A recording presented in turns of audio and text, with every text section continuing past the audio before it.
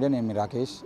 నిన్న సిరిసిల్ల జిల్లాలో జరిగినటువంటి ఆత్మహత్య ఉదంతం ఏదైతుందో దానికి సంబంధించిన విషయంలో మరి ఇద్దరు భార్యాభర్తలు మరి నిన్న ఆత్మహత్య చేసుకుని చనిపోవడం జరిగింది. బైరి అమర్ స్రవంతి గారు ఎందుకు ఆత్మహత్య చేసుకున్నాడు? తెలంగాణ రాష్ట్రంలో తెలంగాణ సాధించుకున్న తర్వాత ఆత్మహత్యల పరంపర ఎందుకు కొనసాగుతూ ఉంది? ఈ ఆత్మహత్యలు లేని తెలంగాణ కోసం ఎన్నేళ్ళు పోరాటం చేసినటువంటి మనము మరి తెలంగాణ సాధించుకున్న తర్వాత మళ్ళీ ఆత్మహత్యలు చేసుకోవాల్సిన పరిస్థితులు ఎందుకు వస్తూ ఉన్నాయి అనే విషయాన్ని అర్థం చేసుకోవాల్సిన అవసరం ఉంది. గత సంవత్సరం దసరా పండుగకి ఇదే బైరి అమర్ గారు దాదాపుగా అంటే ఒక 50 లక్షలు కోటి రూపాయల విలువ చేసేటువంటి సామాన్లని అంటే వాళ్ళ ఏంటిది ఈ సిరిసిల్ల నేతన్నలకు సంబంధించిన విషయంలో పోయినటువంటి దసరాలో దాదాపు కోటి రూపాయలకు పైగా వ్యాపారానికి సంబంధించినటువంటి వ్యాపారం చేసినటువంటి బైరి అమర్ గారు ఈ సంవత్సరం ఆత్మహత్య చేసుకోవాల్సినటువంటి పరిస్థితులు ఎందుకు వచ్చాయి? మరి ఇక్కడ మగ్గాలు ఎందుకు మూతపడతా ఉన్నాయి?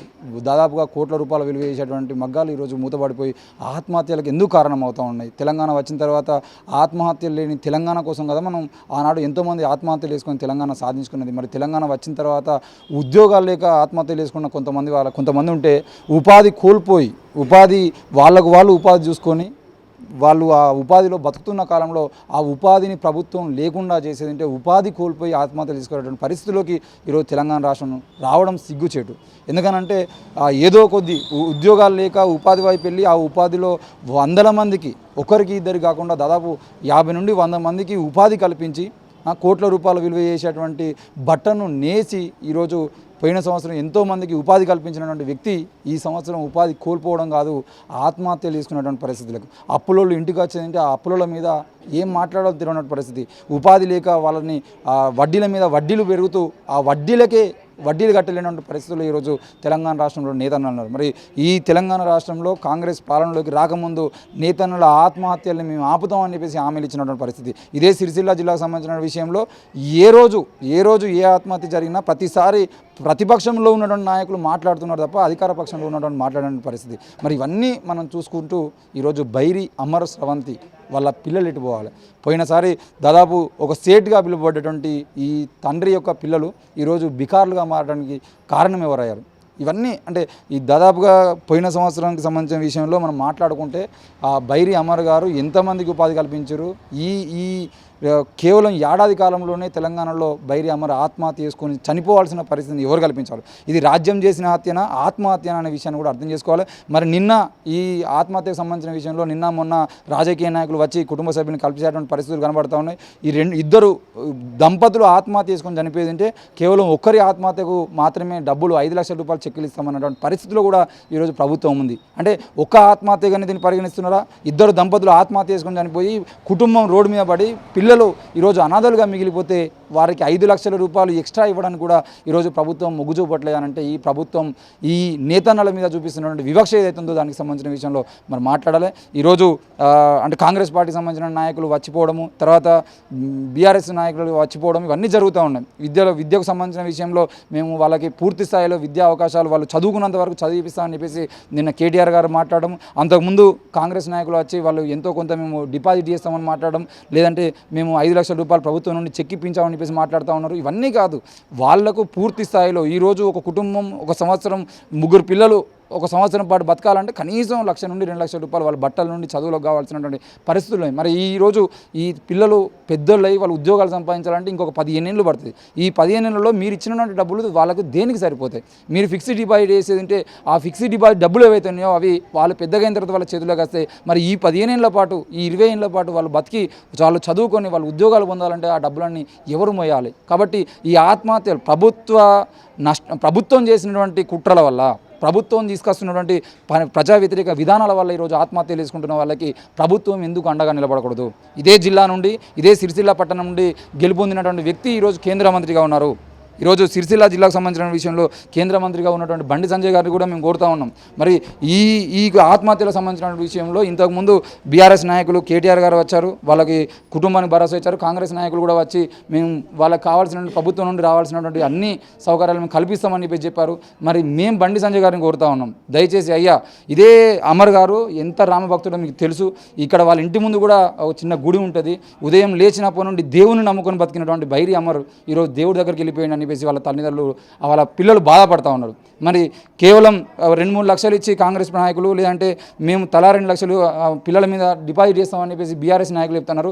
మేము అడుగుతున్నది కాదు, ప్రతి పిల్లవాడి మీద తప్పకుండా 10 లక్షల రూపాయలు వాళ్ళకి డిపాజిట్ చేయాలి. ఆర్థిక భరోసా కనుక ఈ కుటుంబానికి ఈ కేంద్ర మంత్రి ఇవ్వకపోతే, ఈ ప్రభుత్వం ఇవ్వకపోతే ఆ కుటుంబం ఈ రోజు కాకపోయినా రేపైనా మళ్ళీ అనాథలుగా ఈరోజు వచ్చినటువంటి చుట్టాలు కానీ ఈరోజు వస్తున్న రాజకీయ నాయకులు కానీ ఈరోజు ఈ వారం రోజుల పాటు వస్తారు కావచ్చు, వారం రోజుల తర్వాత వార్తల్లో లేకుండా పోయేటువంటి కుటుంబానికి ఆర్థిక భరోసాను కల్పించాల్సిన బాధ్యత కేంద్ర మంత్రి మీద ఉంది. ఏ రామభక్తుడైతే ఈరోజు అమరుడయ్యిండో ఆ రామభక్తునికి అండగా నిలబడతారా లేదా అనేది కూడా ఈరోజు బండి సంజయ్ గారు చెప్పాల్సిన అవసరం ఉంది. రాముని పేరుతో రాజకీయాలు చేయడం కాదు, రామభక్తుల్ని కాపాడుకోవాల్సినటువంటి అవసరం కూడా మరి బండి సంజయ్ గారికి ఉంది. మేము బండి సంజయ్ గారికి కోరుతున్నాం, అయ్యా ఇది మీ కుటుంబం, ఈ నేతన్నలు మా అన్నలు మా తమ్ముళ్ళు అని చెప్పేసి ఎన్నోసార్లు మీరు మాట్లాడారు. కేసీఆర్ పాలనలో కేటీఆర్ గారి పాలనలో ఉన్నటువంటి సిరిసిల్లకు సంబంధించిన విషయంలో ఎన్నోసార్లు మీరు ఎన్నో నీతులు చెప్పారు. మేము అధికారంలోకి వస్తే మేము నేతన్నలను కాపాడుకుంటామని చెప్పారు. మరి మీరు ఈరోజు అధికారంలో ఉండి కేంద్ర మంత్రిగా ఉన్నారు. ఈ తెలంగాణ రాష్ట్రంలో 8 మంది ఎంపీలు 8 మంది ఎమ్మెల్యేలు ఉన్నటువంటి మీరు మరి నేతన్నల ఆత్మహత్యలు ఆగిపోవడానికి కేంద్రం నుండి తీసుకొస్తున్నటువంటి పథకాలు ఏంది, వాళ్ళ కుటుంబాలు ఆత్మహత్య చేసుకుని చనిపోతే వాళ్ళ కుటుంబ సభ్యులకు మీరు ఇస్తున్నటువంటి కనీసం గౌరవం ఏంది, వాళ్ళకి ఇస్తున్నటువంటి హామీలు ఏంటి అని కూడా చెప్పాల్సిన అవసరం ఉంది. బండి సంజయ్ గారు కూడా రావాలి తప్పకుండా. కాంగ్రెస్ నాయకులు లేదంటే బీఆర్ఎస్ నాయకులు 2 లక్షలు 3 లక్షలు ఇచ్చి చేతులు దులుపుకున్నట్టు కాకుండా తప్పకుండా ఆర్థిక భరోసాను కల్పించాల్సిన బాధ్యత ఈరోజు బండి సంజయ్ గారి మీద ఉంది. గత 2 సార్లు అంటే దాదాపు 7-8 ఏళ్ళుగా నువ్వు ఎంపీగా కరీంనగర్ ఎంపీగా ఉంటున్నారు కావచ్చు, కానీ సిరిసిల్ల నేతన్నలకు మీరు చేసినటువంటి విషయం అంటే వాళ్ళకు సంబంధించిన విషయంలో మీరు తీసుకొచ్చినటువంటి పథకాలు ఏంటి, వాళ్ళ బతుకు తెరువు కోసం సంబంధించిన విషయంలో మీరు ఇస్తున్నటువంటి హామీ ఏందని కూడా చూపించాలి. ఈరోజు ఆ కుటుంబానికి సంబంధించినటువంటి పిల్లలు ఎవరైతే ఉన్నారో ఆ పిల్లలకి ఆర్థిక భరోసా మీరు కల్పించకపోతే వాళ్ళు ఈరోజు ఈ కుటుంబ సభ్యులు చుట్టాల మధ్యలో 4 రోజులు హ్యాపీగా ఉంటారు కావచ్చు, కానీ తర్వాత జరగబోయేటువంటి పరిణామాలు వాళ్ళు అనాథలుగా మిగిలిపోయాల్సిన పరిస్థితి ఉంటాయి. కాబట్టి దయచేసి కేంద్రం నుండి ఒప్పించైనా లేదంటే రాష్ట్ర ప్రభుత్వం ఇవ్వాల్సినటువంటి 5 లక్షల రూపాయలు మాత్రమే ఇచ్చారు. కాబట్టి కేంద్ర ప్రభుత్వం తప్పకుండా అంటే కేంద్ర మంత్రిగా ఉన్నటువంటి బండి సంజయ్ గారు ప్రభుత్వంతో మాట్లాడి ఇద్దరు ఆత్మహత్య చేసుకున్నారు. దంపతుల ఆత్మహత్య అని అన్ని పత్రికల్లో వచ్చింది, అన్ని మీడియా ఛానల్లో వచ్చినప్పటికీ కేవలం ఒక్కరికి మాత్రమే 5 లక్షల రూపాయలు ఒక్క ఆత్మహత్యగానే పరిగణించడం అనేది తప్పు. కాబట్టి దయచేసి ఇద్దరికి వాళ్ళకు 5 లక్షల రూపాయలు వచ్చేటువంటి ప్రయత్నం కూడా ప్రభుత్వం నుండి చేయించాలి. దాంతోపాటు కేంద్రంలో ఏ పథకాలు అవుతున్నాయో ఈ చేనేతలకు సంబంధించిన విషయంలో కానీ మిగతా విషయాల్లో కానీ ఆ పథకాలన్నింటిలో కూడా ఈ పిల్లలకు భరోసా కల్పించడానికి ప్రయత్నం చేయాలి. తప్పకుండా కేంద్రీయ విద్యాలయాలు ఏవైతున్నాయో ఆ కేంద్రీయ విద్యాలయాల్లో 3 పిల్లలకు అవసరమైతే విద్యా అవకాశాలను కల్పించాల్సిన పరిస్థితి ఉంది. ఈరోజు కేవలం ప్రైవేట్ స్కూల్లో చదువుకుంటున్న వాళ్ళ అమ్మా నాన్నల భరోసాతో ఈరోజు ప్రైవేట్ స్కూల్లో జాయిన్ అయ్యారు. మరి ఆ ప్రైవేట్ స్కూళ్ళలో రేపు ఫీజు కట్టకపోతే హాల్ టికెట్ ఇచ్చేటువంటి పరిస్థితి ఉండదు. ఈరోజు వచ్చినటువంటి రాజకీయ నాయకులు రేపు ఫోన్ చేస్తే లిఫ్ట్ చేయనటువంటి పరిస్థితులు ఉంటాయి. కాబట్టి తప్పకుండా కేంద్రీయ విద్యాలయాల్లో వాళ్ళకి విద్యా అవకాశాలు కల్పించి ఆర్థిక భరోసాను ఇవ్వాల్సిన అవసరం ఉంది. ఈరోజు అమర్ స్రవంతిలకు సంబంధించిన విషయంలో ఆత్మహత్యలు ఇకపై సిరిసిల్లలో ఆత్మహత్యలు జరగకుండా చూసుకోవాల్సినటువంటి బాధ్యత కూడా మరి ఈ కేంద్ర మంత్రి బండి సంజయ్ గారి మీద ఉంది. దాంతోపాటు స్థానికంగా ఉన్నటువంటి రాజకీయ నాయకులు అందరూ కూడా మేము ఒకటే కోరుతున్నాం, ఈరోజు ఈ 3 పిల్లలకు సంబంధించిన విషయంలో 3 పిల్లలకి మీరు ఇస్తున్నటువంటి భరోసా కేవలం విద్య విషయంలో మేము చదివిస్తాము లేదంటే వాళ్ళకి ఏదైనా హెల్త్ ఇష్యూ వచ్చినప్పుడు మేము చూపిస్తామనంటే ఈరోజు ఇచ్చేటువంటి హామీ రేపు మీరు ఇచ్చేటువంటి పరిస్థితులు ఉండవు. కేంద్రంలో ఉన్నటువంటి ప్రభుత్వాలైనా రాష్ట్రంలో ఉన్నటువంటి ప్రభుత్వాలైనా మీరు ఇచ్చినటువంటి హామీలు అమలు చేయకపోవడం వలన ఈరోజు ఆత్మహత్యలు జరుగుతూ ఉన్నాయి. కాబట్టి ఈ అమలు మీరు ఇచ్చేటువంటి హామీలు కూడా మేము నమ్మేటువంటి పరిస్థితులు లేము. తప్పకుండా ఈ కుటుంబానికి మీరు ఆర్థిక భరోసాను కల్పించాలి. ప్రతి పిల్లాడి మీద 10 లక్షల రూపాయలు ఫిక్స్డ్ డిపాజిట్ చేయించాలి. వాళ్ళ చదువులకు సంబంధించిన విషయంలో కానీ మిగతా విషయాల్లో కానీ అవి ఆర్థిక భరోసాను ఇస్తాయి. ఆర్థిక భరోసా లేకపోతే ఈరోజు వాళ్ళు మళ్ళీ రేపు పొద్దున దిక్కులు చూడాల్సిన పరిస్థితి. రేపు ఇదే అమర్ స్రవంతిల త్యాగం ఏదైతే ఉందో ఈరోజు వాళ్ళు అమరులయ్యారు, అట్లాంటి ఆత్మహత్యలు ఆ బిడ్డలు చేసుకోకుండా ఈ ప్రభుత్వం కాపాడాల్సిన అవసరం ఉంది.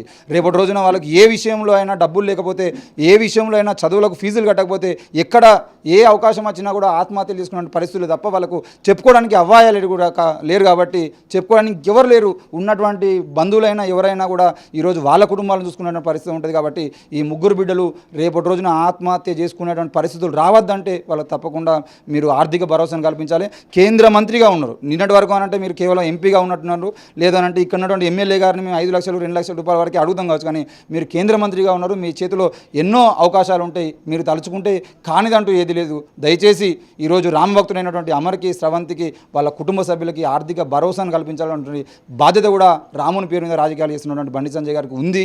ఈ 3 పిల్లలకి తప్పకుండా మేము అడుగుతున్నటువంటి అంటే కేవలం మేము అడగట్లేదు, తప్పకుండా ప్రతి ఒక్కరికి సిరిసిల్ల నేతన్నలకు అండగా ఉంటామని హామీలు ఇచ్చిన ప్రతి రాజకీయ నాయకుడు చేయాల్సిన బాధ్యత కూడా ఉంది. రేపటి రోజున అమర్ శ్రవంత్ లాగా ఇంకో నేతన్న ఆత్మహత్య చేసుకోకుండా చూసుకోవాల్సిన బాధ్యత కూడా ఉంది. కాబట్టి దయచేసి రేపటి రోజున ఏ రోజు మీరు రేపు వస్తారా, ఎల్లుండి వస్తారా, ఏమొస్తారా, ఎప్పుడు వస్తారా అనే విషయం కాదు, తప్పకుండా ఈ ముగ్గురు పిల్లలకి ఆర్థిక భరోసాని కల్పించాలి, కేంద్రీయ విద్యాలయాల్లో అవకాశాలు కల్పించాలి. వాళ్ళకు మీరు అవసరమైతే స్పెషల్గా మీరు జీవో జారీ చేశారు, లేకపోతే కలెక్టర్ చెప్పైనా కూడా ఆ ముగ్గురు పిల్లలకి కేంద్రీయ విద్యాలయాలు స్థానికంగా ఉన్నటువంటి విద్యాలయాల్లో మరి తప్పకుండా విద్యా అవకాశాలు, దాంతోపాటు ఆర్థిక భరోసాను కల్పించి వీళ్ళకి మీరు ఏ బాండ్ రాసిస్తారో, ఎందుకంటే మీకు బాండ్ రాసియడం కూడా అలవాటే కాబట్టి ఏ బాండ్ రాసిస్తారో వీళ్ళకు ఒక తప్పకుండా వీళ్ళ దగ్గర ఉంటున్న గార్డియన్ ఎవరైతే ఉంటారో ఆ గార్డియన్కి అందుబాటులో ఉండాల్సినటువంటి అవసరం కూడా ఉందని చెప్పేసి మేము కోరుతా ఉన్నాం. బైరి అమర్ శ్రవంతి ఈరోజు ఆత్మహత్య చేసుకోలేదు, వాళ్ళని రాజ్యం చంపింది అనే విషయం కూడా మేము చెప్తా ఉన్నాం. ఎందుకనంటే పోయిన దసరాకి కోట్ల రూపాయల విలువ చేసేటువంటి మగ్గం వర్క్స్ చేసినటువంటి బైరి అమర్ గారు ఈరోజు ఆత్మహత్య చేసుకున్నటువంటి పరిస్థితి ఎందుకు వచ్చింది? ఆయన మగ్గాల్ని మగ్గం వర్క్స్ చేసేటువంటి వస్తువుని అమ్ముకోవాల్సినటువంటి పరిస్థితి ఎందుకు వచ్చింది? ఈరోజు అప్పుల ఊబిలో సరిగ్గా ఈయన ఆత్మహత్య చేసుకున్నటువంటి ఈ దంపతులు ఆత్మహత్య చేసుకునే ముందు ఈ వారం రోజుల క్రితమే దాదాపు 80 లక్షలకు పైగా విలువ వేసేటువంటి ఈ చిట్ ఫండ్స్ కంపెనీలకు సంబంధించినటువంటి చెక్కుల్ని కూడా పోలీసులు స్వాధీనం చేసుకున్న పరిస్థితులు మనకు కనబడుతున్నాయి. అంటే ఇక్కడ చిట్ ఫండ్స్లకు బాధితులుగా మారుతున్నటువంటి వ్యక్తులు ఎవరు, ఎందుకు నేతన్నలు అప్పులు తీసుకుని అప్పులకు ఆత్మహత్యలు తీసుకునే పరిస్థితులు వస్తున్నాయని కూడా ప్రభుత్వం వెంటనే దీని మీద చర్యలు తీసుకోవాలి. ప్రతి నేతన్నకు అండగా నిలబడాలి.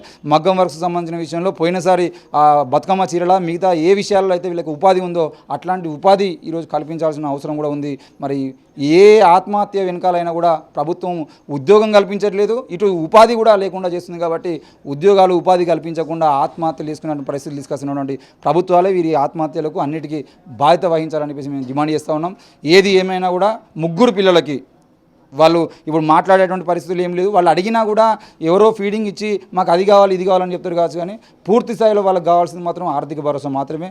లేదు అని అంటే వాళ్ళు కూడా రేపటి రోజున మీరు బలి తీసుకున్నటువంటి బలిపాసులుగా మారేటువంటి పరిస్థితులు ఉంటాయి. కాబట్టి దయచేసి ఈ విన్నపాన్ని అర్థం చేసుకోవాలి.